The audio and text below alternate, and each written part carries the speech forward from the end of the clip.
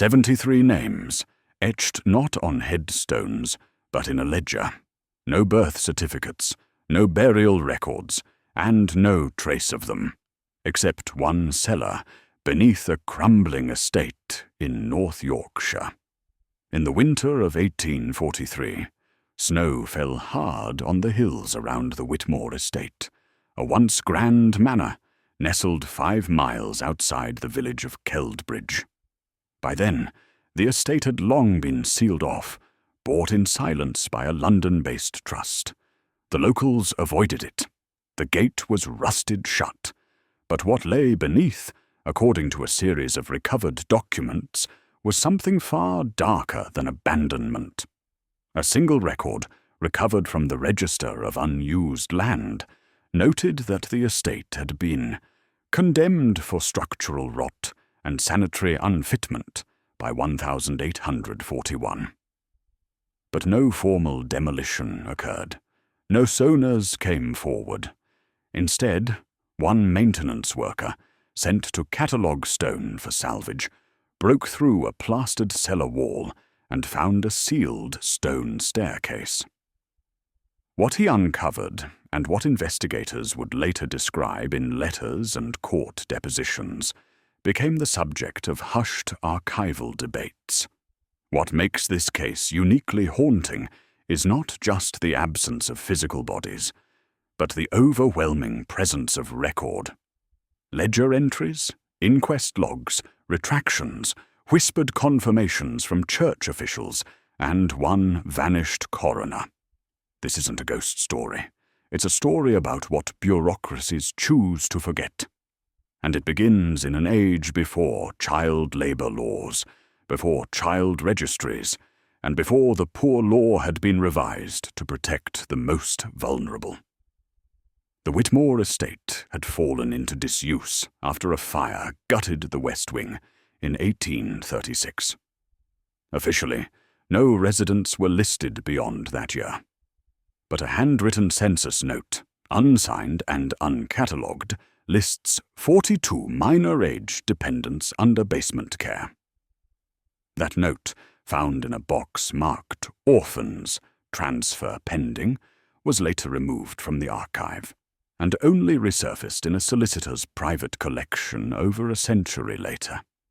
This was not a single moment of horror. This was a slow, systematic unmaking. And while the phrase "skinned alive" is among the most graphic accusations ever whispered in North Yorkshire's oral histories, what makes it more disturbing is that no newspapers at the time reported anything.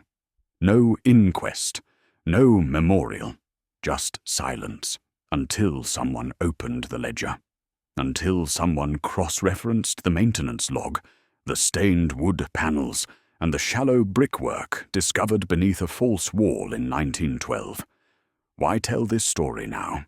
Because in the last 5 years, multiple documents have quietly reappeared. Deeds, signatures, one child's drawing, dated 1843, with initials that match a forgotten school registry. Historians have begun whispering again, and a private investigator, hired to settle an inheritance dispute involving the land, uncovered a cache of sealed correspondence tied to a solicitor named Hargrove Whitby, a name once buried, now unsealed. This is not a feel-good story. There is no triumph here, only the persistence of memory in the face of institutional forgetting. Only the question of how 73 names disappeared from public record, but not from every document. Some stories demand to be exhumed slowly, carefully, with reverence and suspicion in equal measure. This one starts with a drawing, a child's hand, a cellar door, and it ends with a ledger no one wanted to sign. The first person to walk back into the Whitmore estate in over half a century did not arrive with curiosity. He came with a clipboard and a contract. His name was Francis Eddars, employed by the North Riding Land Surveyor's Office, dispatched in October 1912 to assess the structure for possible stone salvage. The report he filed, 6 pages, handwritten, stamped with the department's crest, was meant to be routine. It wasn't. Page 3, Section B, includes a single line that has puzzled archivists ever since. One sealed ingress, located behind collapsed shelving in the northeast cellar wing, produces foul air and marks consistent with interior sootwork. Entry resisted, recommending halt pending authority. Eddowes never returned to complete the job. His supervisor's notes cite health concerns and an accidental slip. The official injury report lists a fractured ankle. But 2 weeks later, Eddowes resigned his post. He died of pneumonia the following spring. His family never spoke of his work again. Still, that report survived, and it's one of the earliest verifiable notations that something inside the cellar didn't belong. We know from estate maps dated 1831 that the Whitmore house had 4 basement wings, 3 of them, pantries, wine stores, and a coal chute, are documented with standard stonework. But the northeast quadrant is a late addition. It doesn't appear in construction plans from 1822 or in the tax registries from 1829. In fact, the only structural diagram showing its layout is an unsigned blueprint found misfiled under Whitmore, Gloucestershire, a separate estate entirely. It raises the first major impossibility of this story, a cellar wing that does not appear in legal record, but does in physical space. When restoration crews returned in 1920, following a brief post-war land repurchase, they too encountered the sealed ingress. But by then, it had been filled in with limestone rubble and mortar, clearly not the work of erosion or collapse. The team halted excavation. One supervisor, quoted in a regional builder's trade paper, called it an odd cavity filled with purpose. He was never quoted again. The estate changed hands privately the following year. All records of ownership are traced through a shell trust headquartered in Brighton. It is during this period, 1921 to 1958, that the estate's records go dark. No maintenance logs, no visits registered. The grounds were reportedly tended by locals paid in cash through a middleman named Renly Pike, whose own residence appears to have been unlisted. This missing chapter of occupancy is crucial, because sometime during those decades, a new entry appeared in the parish ledger of St. Brannan's Church in Keldbridge. Donation received for the re-interment of unnamed miners by anonymous hand, noted without objection. March 14th, 1933. No location is specified, no names, but the church ledgers from 1933 onward include a curious notation each Easter week. Service deferred, chapel sealed. Only once, on Easter Monday, 1951, does the vicar write anything further. No entry this year. Whitmore name recurs. Fear the pattern. This would be easy to dismiss as the poetic brooding of a rural clergyman, except that fear the pattern is a phrase that appears again. Not in ecclesiastical text, but in a recovered letter dated 1843, written in cramped cursive on browned parchment. The signature on that letter? Hargrove Whitby, the solicitor whose papers reappeared in 2018 during an estate dispute. In the margins of that letter are drawn 3 overlapping circles, and the number 73. No further context. How does a cellar wing, built without permit, reappear in diagrams tied to another estate? Why does a parish ledger mention re-interment without names? And who signed off a donation tied to unmarked remains? The pattern, it seems, began before the cellar was ever sealed. But no one spoke its name. No one dared. If you've ever encountered a place that seemed deliberately forgotten, a name erased without reason, share your thoughts below. And if stories like this speak to something deeper, subscribe for more voices long buried and almost silenced. The next chapter will take us into the paper trail, the first verifiable signs that this was not merely rumor, but action. The Whitmore estate's story might have remained the stuff of whispered folklore and parish footnotes, if not for two surviving layers of documentation, neither designed to intersect, yet somehow aligned. Together, they form the first formal foundation of this case. The first is a mortality log, compiled in 1843 by the North Riding Sanitation Review Board, tasked with inspecting rural residences following a typhus outbreak. These records were part of a push by Parliament to regulate private institutions housing orphans, the indigent, or unparented children of the parish. Most reports from that effort are dry, lists of latrine distances, linen counts, and head tallies. But the entry for Whitmore estate stands out. It spans 8 lines, typed on onion skin paper, stamped with a wax insignia. Inspection denied. Estate inaccessible due to fire damage and owner absence. Noted from distance.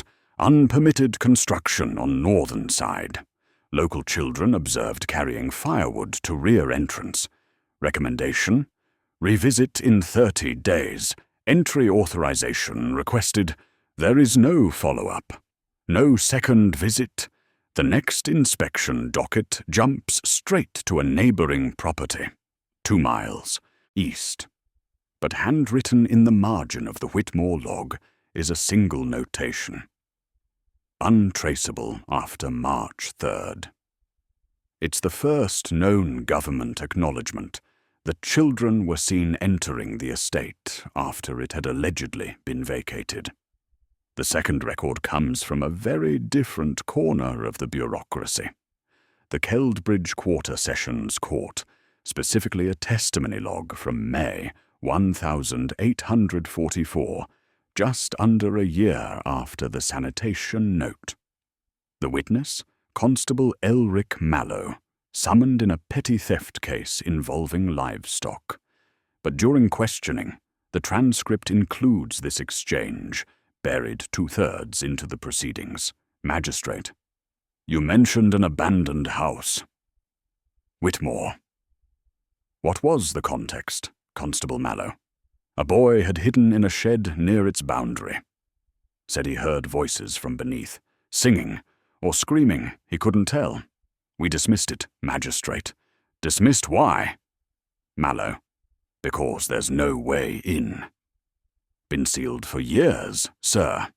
That transcript, case number 1174, North Riding Archives, sat unexamined until 1969, when historian Judith Malham flagged it while researching orphan placement patterns.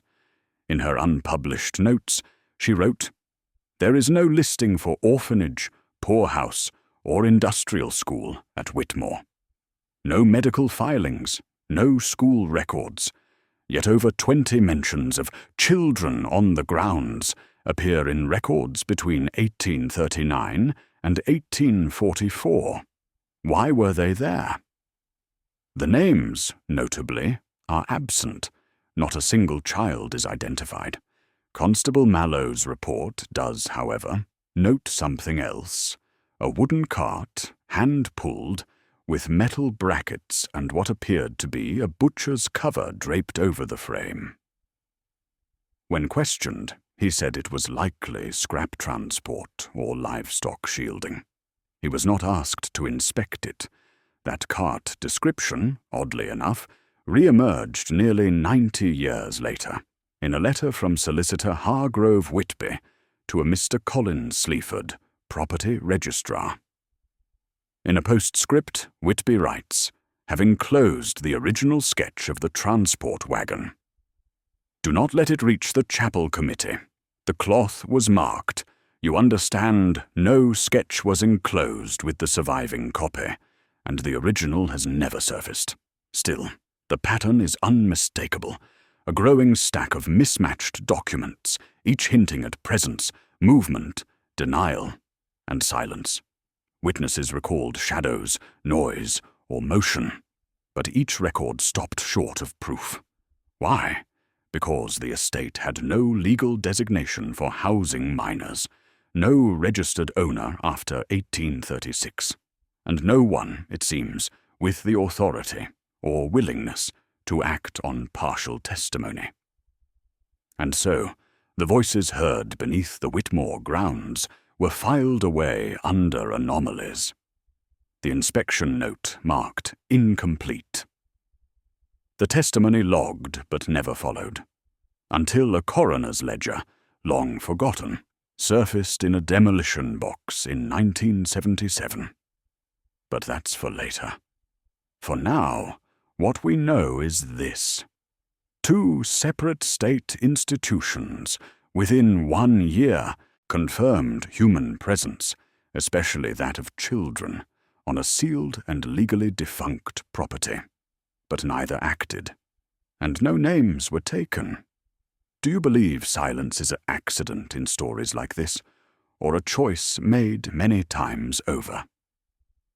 The weight of this story does not come from ghost sightings or whispered curses. It comes from what can be held in the hand. And in 1984, 3 items were recovered, each one mundane, each one irrefutable. They were found during a routine survey of the Whitmore grounds, ordered by a regional water board.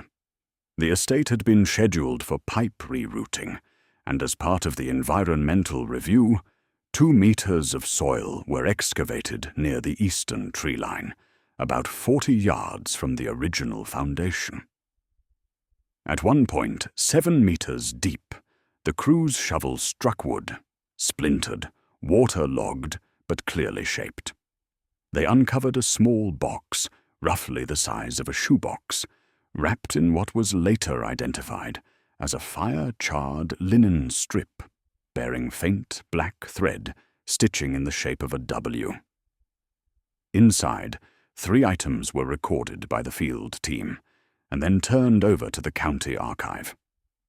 Iron, rusted. The handle is engraved with the letters I.W. and a date, 1842. The initials match no registered child from the parish at the time. But I.W. does appear once, scribbled in ink, on the back of a page from Volume 4 of the Whitby Letters, now stored in a sealed cabinet at the York Municipal Library. That page, folded and burned at the edges, is believed to have been a draft of a receipt, never sent, never signed, requesting compensation for dependent boarding costs. In the margin, someone had written, I.W. and 12 others remain unmarked, common in the 19th century, used for children's lessons. This one, however, was blank on one side. The other side carried a crude sketch in chalk, 3 doors. The doors are labelled 1, 2, and 3. Above them, the word wait is etched in deep, scratched lettering. Forensic analysis in the early 2000s confirmed that the etching was done with fingernail, not tool. The chalk itself contained trace elements of ash, lye, and vermiculite, components consistent with soap-making runoff, once a common secondary industry in institutional homes. Not remarkable at first glance, but stamped into its underside are the words, "Property of Ward W." There is no known institution, public or private, registered in Yorkshire in the 1800s under that name. Yet, Ward W appears again in an 1837 letter, archived in the records of Misericordia Home for Girls, in Leeds, addressed to a travelling inspector. Avoid Ward W. Intake exceeds charted census. Confiscation protocols unclear. Notify none. Await instruction. That letter, unsigned, was discovered in 1971 behind a false back of an oak filing cabinet during a remodel. It had been stuffed alongside 4 shredded attendance sheets, all with initials matching none of the home's official records. Each item, the button hook, the slate, the spoon, was catalogued separately at first. It wasn't until 1992 when archivist Elena Garrick cross-referenced the estate excavation records with post-industrial housing inventories that the 3 were reunited into one classification. Unregistered domestic artifacts, child provisional class, circa 1838 to 1843, Whitmore adjacent grounds. The term provisional class is archival shorthand. It means the origin cannot be fully confirmed, but the context, materials, and locational logic all support the classification. These were not dumped items. They were preserved, wrapped, buried, and hidden. Why hide them? And more importantly, who buried them? One theory posited by Garrick before her death in 2003 was simple. A survivor. Someone small enough to escape. Someone old enough to remember. Someone who buried memory when no one else would. No human remains were found near the box. No grave, no bone, no personal note. Only tools for the forgotten. A button hook for lacing boots. A slate for lessons never finished. A spoon for meals likely never served. If this was a message, it was not meant to be loud. It was meant to endure. The Whitmore case might have ended with misplaced spoons and marginalia, if not for the fracture. It came not from a discovery, but from a deliberate act of removal. In 1894, Bartholomew Crisp, a junior clerk at the North Riding Records Office, was tasked with consolidating storage ledgers from the pre-railway era. These documents, transport, intake, and boarding invoices, were often fragile, written on low-grade pulp or cloth paper, bound in rotting hemp cord. In Box 204, listed under Transport, Human Cargo, 1836 to 1845, he discovered something unusual: 3 slips without routing codes. Each form bore the same mark: a black circle with a slash through its center, an outdated annotation sometimes used to indicate non-redirectable. All 3 listed only initials under passenger identity. All 3 were outbound from West Estate/L Structure/Door 3. The destination line on the first read, "To be held until marrow unbinds." The second, "No intake receipt required. Return undesired." And the third, "Seal before sight." Confessor to sign. No more than once, clerks had no idea what to make of them. Crisp flagged the box for senior review. It never happened. 2 weeks later, the 3 forms were removed from the official archive.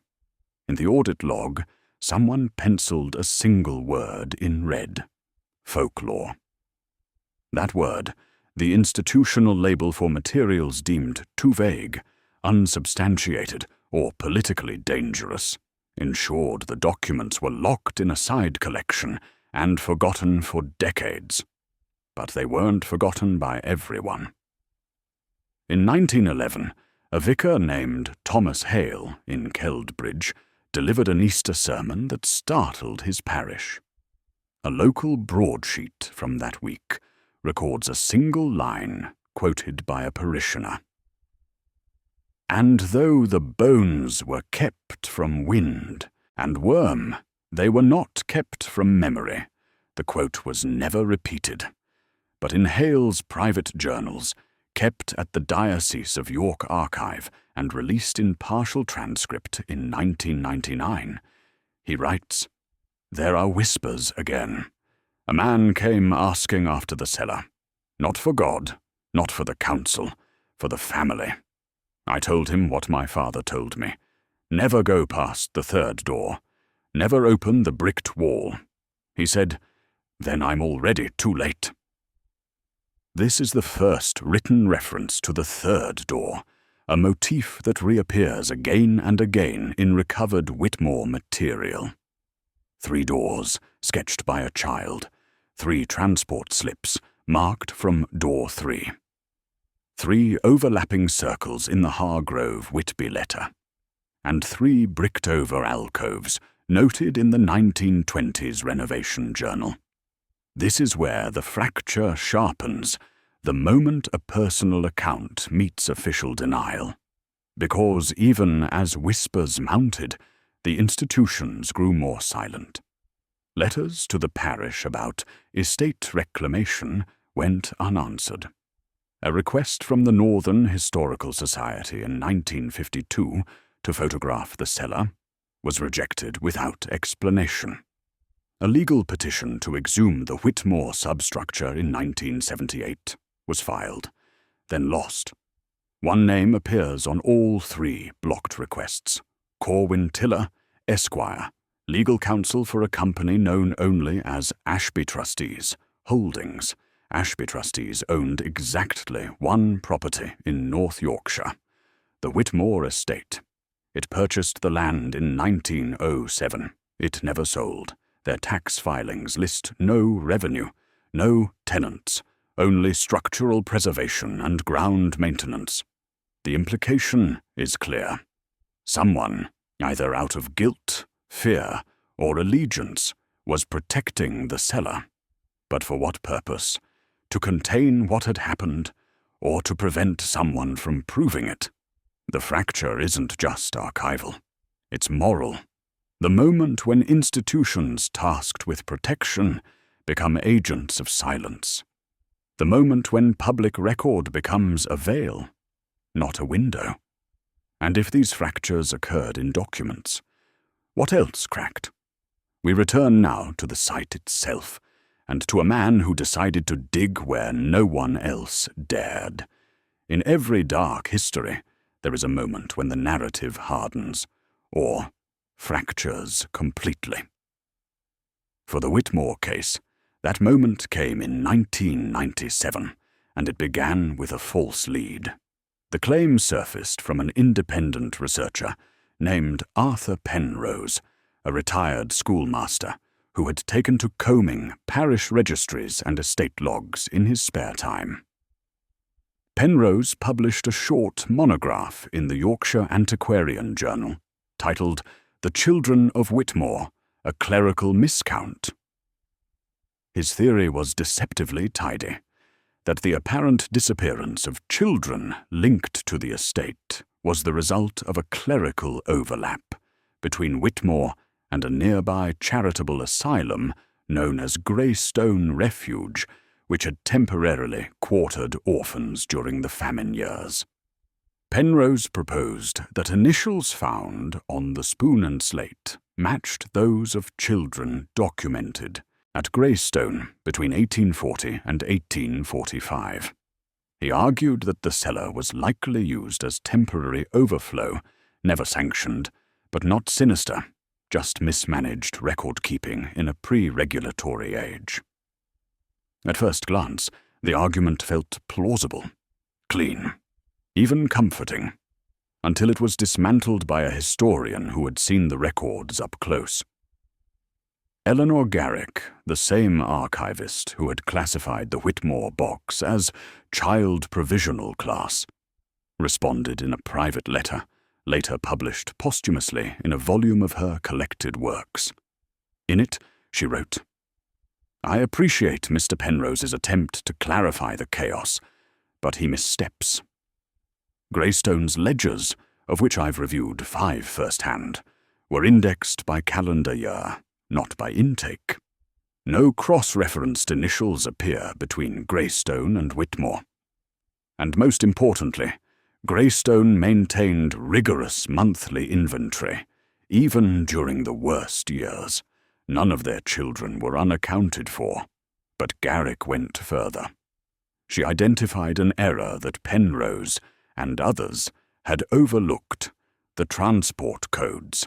In his article, Penrose had assumed that Door 3 referred to an architectural feature, but Garrick traced the phrase to a now defunct intake coding system used exclusively by non-sanctioned transit sites, often called holding gates, that were placed between towns, outside formal census or asylum boundaries. According to a logistics manual stored in the North Riding Rail and Transport Compendium. Volume 4, 1861, Door 3, corresponded to displacement intake, meaning that a child was removed not from a home or hospital, but from a private property or informal care ward without registry. It was a bureaucratic workaround, allowing the transport of children without full intake vetting. In short, black sites, Whitmore's basement, Garrick suggested, was not a home. It was a gate. This theory aligned with another overlooked detail. In 2002, a previously sealed ledger from the Ashby trustees, uncovered after a data protection lapse, revealed annual payments made under the classification auxiliary transfers, no claimants. Each year between 1838 and 1844, a line item of £73 appeared. No explanation, no breakdown, only the recipient, H. Whitby, £73, the same as the number that appears in the child's drawing, the same number penciled into the Whitby letter. Garrick noted with chilling restraint, £1 per head if the numbers align. No proof, but the symmetry is difficult to ignore. Once this correction was published, pressure mounted. The Yorkshire Historical Commission received over 400 petition signatures demanding a reopening of the site. The Diocese of York quietly acknowledged the existence of unmarked service logs from Easter week, 1933 to 1951. And in 2006, a private donor funded the first 3D ground-penetrating radar scan of the Whitmore grounds. What it showed was deeply unsettling. Below the northeast quadrant, beneath the bricked-in cellar, under what had been dismissed as structural waste, 3 long cavities were detected, each approximately 18 feet in length, 5 feet wide, and spaced 2 yards apart. Uniform, subsurface, and unnatural. No permits were granted to excavate. The findings were classified as non-invasive scan results, not evidentiary. But those 3 voids remain, as does the pressure. And so the story shifted again, from forgotten history to something far more present, something breathing behind denial.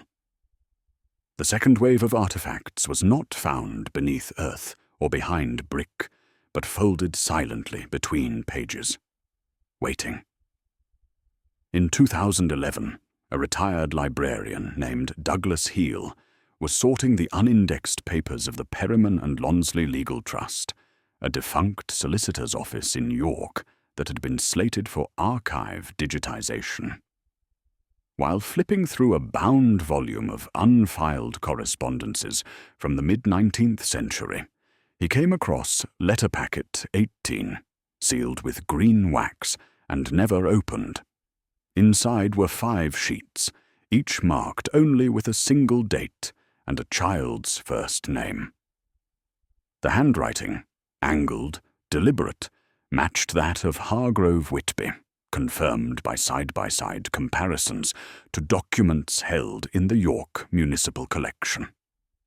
Each page listed a name, followed by 4 details: height apparent, age, injury code, coded, not spelled out, destination, but the final line on each page was uniform: to door 3, return not permitted.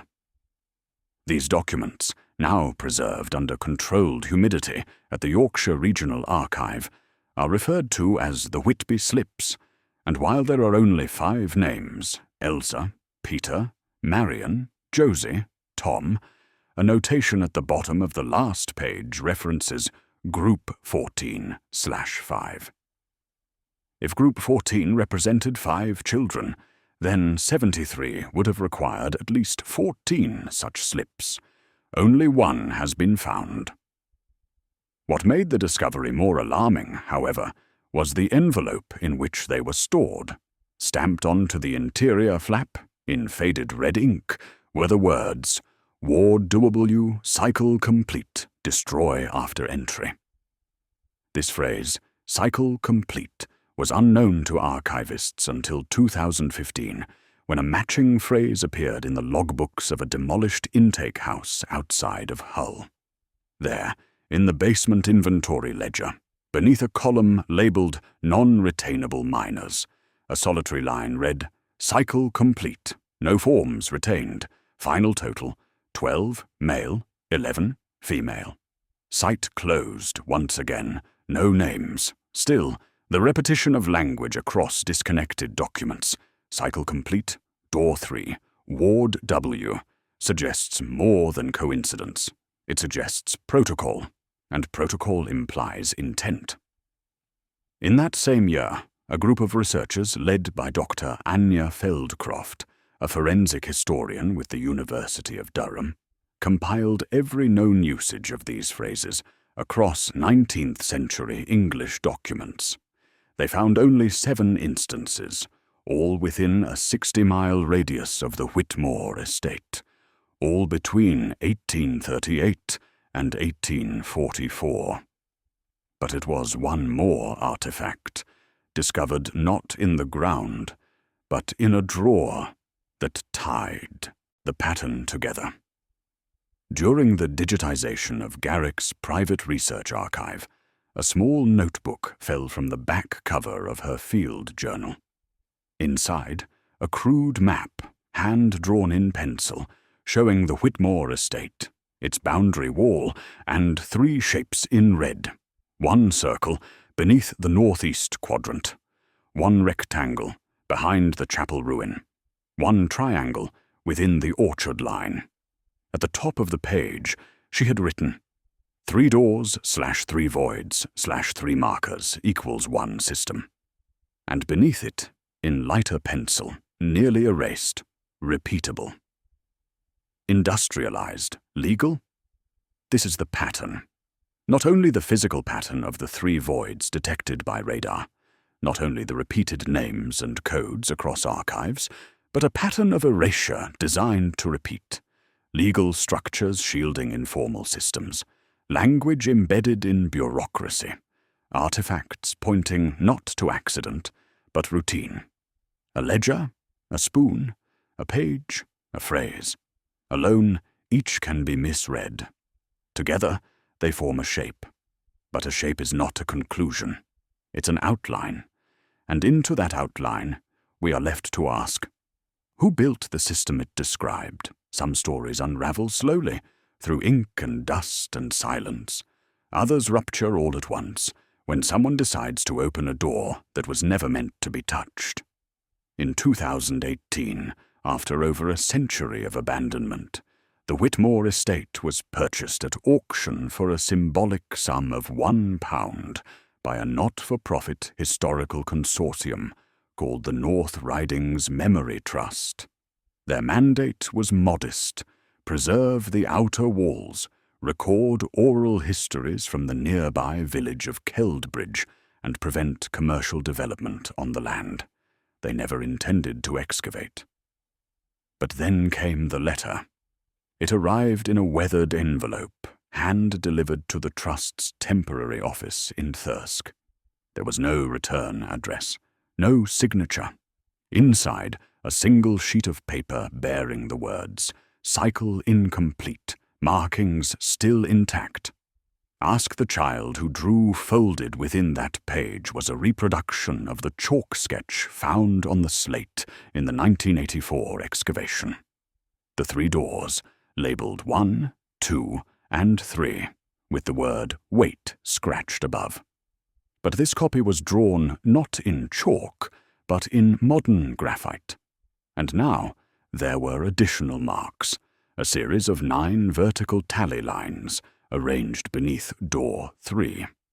The trust turned the letter over to the local police, who dismissed it as a hoax. But one board member, Harriet Elsom, a retired archivist, was unconvinced. She had worked in classified document retrieval during the Cold War and recognized the stamp on the back of the envelope, a red circle bisected by a single diagonal line. She'd seen it before. In 1979, while assisting on a declassification project involving long-closed child welfare institutions, Elsom had catalogued 2 boxes marked with the same symbol. The documents had been removed from public access due to unsuitable moral content. She had not been permitted to read them in full. The symbol, circle and slash, was consistent across the Whitmore records. It appeared on the lost transport slips, on the backside of the Spoon's inventory card, and on 2 parish letters that mentioned unlisted minors. Faced with that convergence, the trust made its decision.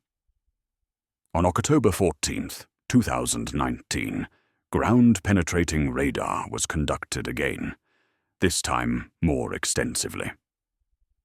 The scans confirmed the presence of 3 parallel cavities beneath the northeast quadrant, approximately 5 feet wide, 18 feet long, and located 8 feet below grade. But there was something new. A 4th cavity had formed, smaller, recently disturbed soil. This one measured just 4 feet across, with a depth of under 2 feet. It was directly above door 3. They did not dig. Elsom convened the board and proposed a limited internal investigation, a full audit of surviving regional documents with an emphasis on post-closure transactions, subsidized relocation grants, and orphan intake records between 1843 and 1850. But resistance mounted quickly. 2 senior advisors resigned. One local council member who had originally backed the trust abruptly withdrew funding, and within weeks, anonymous letters began arriving, accusing the trust of tampering with settled ground. More chillingly, 2 villagers from Keldbridge, both in their 80s, were interviewed by researchers about oral traditions related to the estate. One of them, Mr. Harold Binns, agreed to speak, but only off-record. He said something that was later transcribed from memory by the researcher. "We were told the ground was hungry. Not haunted, hungry. It didn't keep what you buried. It took it." By November, the trust announced the suspension of all physical investigations. The story was shelved again, archived not because it was solved, but because it was too close. The pre-reckoning had arrived, not in the form of exhumed bones or televised trials, but in pressure, in the quiet recoil of institutions, a story buried too long, rising too fast. What remains now is more than a question of history. It's a question of will. What are we prepared to uncover when the path forward no longer leads to proof, but to consequence? If memory itself becomes dangerous, what happens to those who carry it? Subscribe if you believe these questions matter. The next chapter is confrontation, when silence is broken, and something irreversible begins. Every investigation reaches a point when paper trails are no longer enough, when documents, however damning, cannot carry the weight of absence. For the Whitmore estate, that moment arrived in the autumn of 2020, when the trust's quiet hesitation gave way to open confrontation. It began with an anonymous leak. In September of that year, 3 photographs appeared in a restricted online archive forum frequented by genealogists and historians. The images, grainy but clear enough to verify, showed wooden boards, warped with age, pulled from an excavation trench. Each bore the same faint mark. A circle, slashed through diagonally. On the back of one board, written in blackened ink, were the words, "Door 3 sealed, 1843. The photographs were traced back to a contractor who had briefly worked with the North Riding's Memory Trust during their 2019 survey. He claimed the images were taken on his phone when one test pit was accidentally dug too deep. According to his statement, the boards were quickly removed, burned on site, and omitted from the official log. The trust denied the claim, but the photographs circulated quickly, amplified by local journalists and international researchers. Within weeks, pressure forced a formal inquiry. In December 2020, the Yorkshire Heritage Tribunal convened a closed hearing to determine whether Whitmore could be opened for full excavation. Witnesses included surviving trust members, local parish officials, and, most strikingly, the descendants of those whose names never appeared in parish birth or burial records. It was here that the confrontation unfolded. The tribunal's minutes, though heavily redacted, preserve one exchange with striking clarity. Chair: Why was the material destroyed? Trustee: For safety. It was unstable. Chair: And why was it marked? Trustee: We were told not to ask. The phrase echoes through every subsequent record of the hearing. Told not to ask? On January 12, 2021, the tribunal delivered its ruling. Excavation denied. Grounds cited: insufficient evidence of criminality, potential destabilization of heritage structure, and absence of claimant bodies. It was a legal closure. But outside the chamber, the matter was anything but closed. That same month, an independent researcher named Calvin Dean released a 147-page report cross-referencing transport slips, church donations, and trustee payment ledgers. His conclusion: Whitmore functioned as a processing node, hidden within the legal grey zone of parish oversight, funneling unregistered children into systems of labour and disappearance. His evidence: the repeating £73 annual payments logged against auxiliary transfers.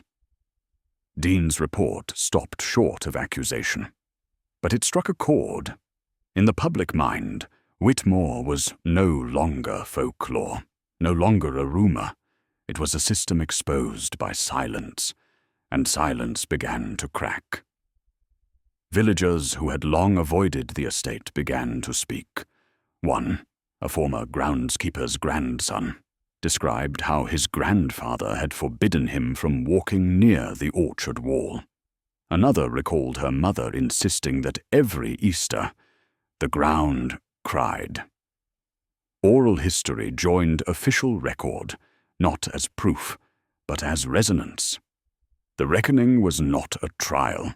It was not a verdict. It was the moment Whitmore ceased to belong to clerks and archivists, and instead entered the realm of memory, public, uncontainable, dangerous.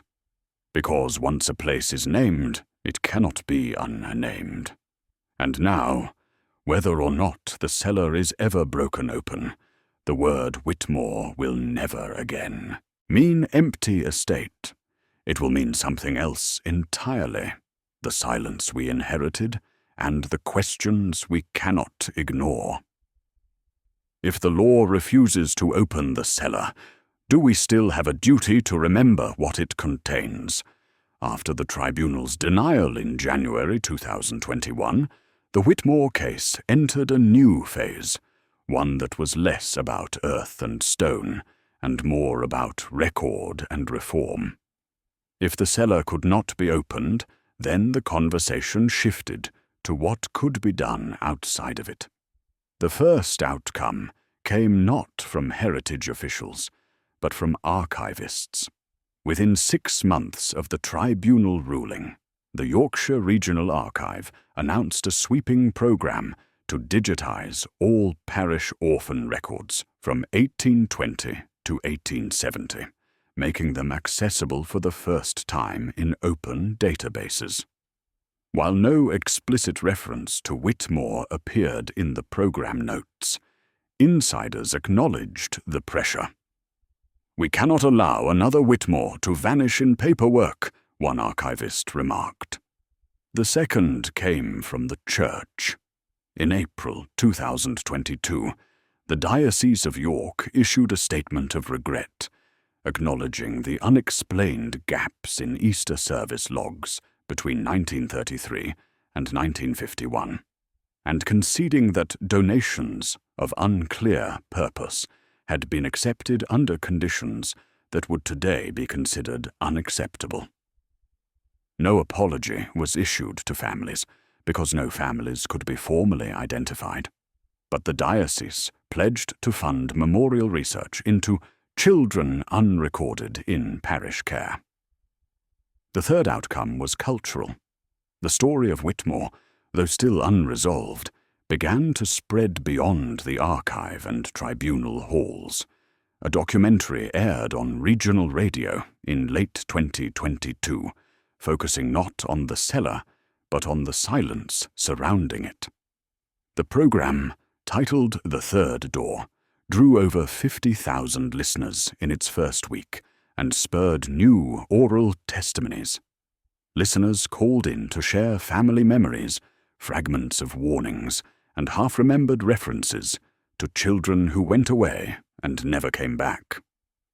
Each testimony added weight to what the official record refused to confirm. But reform is rarely linear. Even as digitization advanced and cultural attention grew, institutional resistance hardened. The Heritage Preservation Council formally banned intrusive excavation on Whitmore grounds for the next 25 years, citing structural fragility and public safety. The Ashby trustees, still technically the property owners, refused all inquiries, and when a coalition of descendants filed a request for a symbolic memorial stone, the proposal was voted down at local council level. The fracture remained, memory pressing forward, institutions pressing back. Still, reforms emerged elsewhere. The Children's Records Transparency Act, passed in Parliament in 2023, mandated the release of all 19th-century institutional intake and transfer ledgers after a maximum embargo of 150 years. This law, though national in scope, was widely understood to have been prompted by the Whitmore controversy. As one member of Parliament put it in debate, if 73 children could vanish from the record in plain sight, we must ensure no child in our history remains undocumented by design.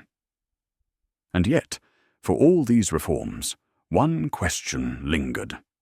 What of the cellar itself? Though excavation was denied, small-scale surveys continued. In late 2023, engineers confirmed the 3 long cavities remained stable, but noted unusual airflow measurements, a faint current escaping through cracks in the mortar wall, suggesting that the spaces were not entirely filled. "They breathe," one engineer remarked offhandedly. That phrase, later leaked, became the headline for a series of editorials. "The cellar that breathes." No official investigation followed, but the pressure shifted again, not toward the land, but toward the story. Whitmore had transformed from an abandoned estate into a living symbol, a site not of ruins, but of silence, not of closure, but of refusal. The outcomes are partial, the reforms are real, yet the truth of what happened to those children remains locked 8 feet below the ground, behind a bricked wall no one dares to open. For all the documents unearthed, all the artifacts catalogued, and all the testimonies whispered into microphones or preserved in parish margins, Whitmore's core remains sealed, not by stone alone, but by uncertainty. And uncertainty, in its own way, is heavier than fact. The first unknown is the number itself. 73. It appears in ledgers, in coded payments, in the penciled notations of Hargrove Whitby, and in the child's drawing. But no definitive register exists. Were there 73 children? Or does the number conceal something else?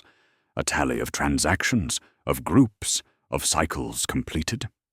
If we cannot confirm the unit, we cannot confirm the scale. The second unknown is the origin of the children.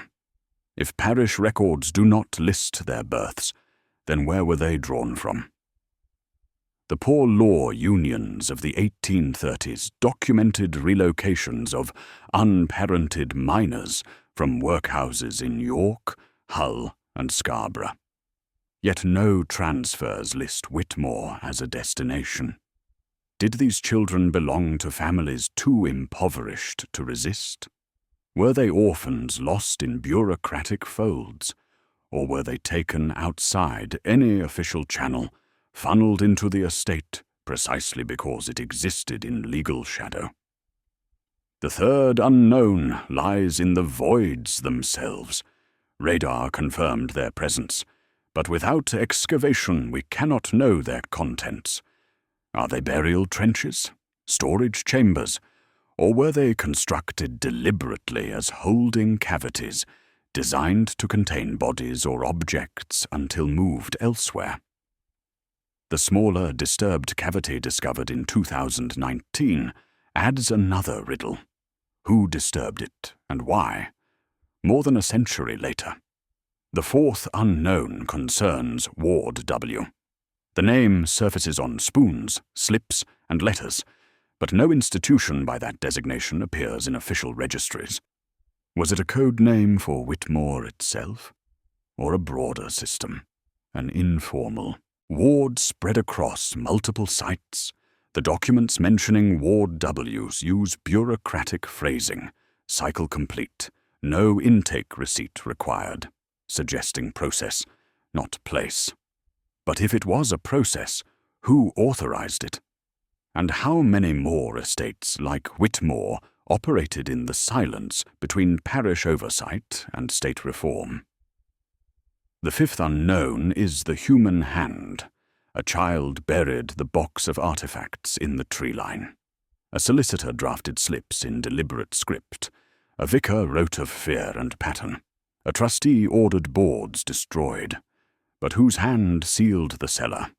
Whose hand counted the payments? And whose hand, perhaps in compassion, left evidence where erasure was intended? These hands remain invisible, their names redacted by time, or by choice. And finally, there is the greatest unknown of all. Why the silence held? Why no inspector pressed beyond the first note of denial? Why no parish record acknowledged the tally? Why no archive released its sealed slips until generations later? Was it ignorance, fear, or complicity? Whitmore leaves us with a ledger of absences, unmarked names, unlisted births, unclaimed ledgers, unopened doors, and absence, when multiplied, becomes a presence of its own. What remains clear is this: the cellar beneath Whitmore was never simply architecture. It was a system, one designed to hold, to erase, and to wait. And it continues to wait, even now, bricked behind heritage law and institutional resistance. The unknowns are not empty. They are filled with air, with memory, with questions too heavy to be lowered into stone without breaking something larger. The illusion that history accounts for all it contains. The cellar at Whitmore remains sealed. The voids remain untouched. The documents, the artifacts, the whispers, each one points inward, toward the same place. Yet the place itself stays locked, 8 feet beneath the soil of North Yorkshire, preserved not by mortar alone, but by the will of those who still say not yet. And so, the story does not end with excavation. It ends with the weight of what is left unbroken. Consider the fragments we have. A button hook engraved with initials that match no parish child. A slate tablet scratched with the word wait. A spoon stamped property of Ward W. Transport slips coded to a door 3 with return not permitted. Payments of £73, repeated for 6 years. A drawing of 3 doors, reappearing across decades. Each item, on its own, is small. Together, they form an outline that feels larger than history is comfortable holding. A system glimpsed only through residue. A ledger of erasures, a cycle marked complete. But what is left unfinished is not only archival, it is moral. The unknowns at Whitmore are not simply gaps in paperwork. They are lives without record, children without names, families without graves to visit. They are 73 silences stitched into the soil. And each silence is a question. What does a society choose to remember? And what does it choose to bury? The reckoning that never came in the courtroom or at the excavation site has instead unfolded in memory. Whitmore has become less a case than a symbol, a warning that erasure can be structured, that forgetting can be built brick by brick, ledger by ledger, until an entire cellar full of lives disappears behind the phrase told not to ask. Perhaps the most haunting fact is not that Whitmore remains unresolved, but that it may remain that way forever. Heritage protections, ownership disputes, and institutional resistance will likely outlast those who first demanded answers. The doors may never open. The voids may never yield proof. And yet, the story breathes. It breathes in the parish logs, in the unclaimed slips, in the engineers' scans, in the testimonies of villagers who still say the ground cries. It breathes in every archive box marked folklore, and every ledger line that doesn't quite add up. It breathes because questions, once spoken aloud, cannot be sealed away again. Whitmore's cellar is still waiting. Waiting for courage, waiting for reckoning, waiting for someone, someday, to decide that silence is no longer protection, but complicity. Until then, all we have is memory, and memory, fragile as it is, can sometimes outlast stone. So the story ends as it began, with a drawing of 3 doors, one marked wait, one marked with absence, and one still closed. If the cellar at Whitmore could be opened, would you want to know what lies inside? Or is it the not knowing that keeps it alive? Subscribe to this channel for more long-form excavations into the shadows of history, where silence, record, and memory collide. Some stories can never be closed, but they can be told.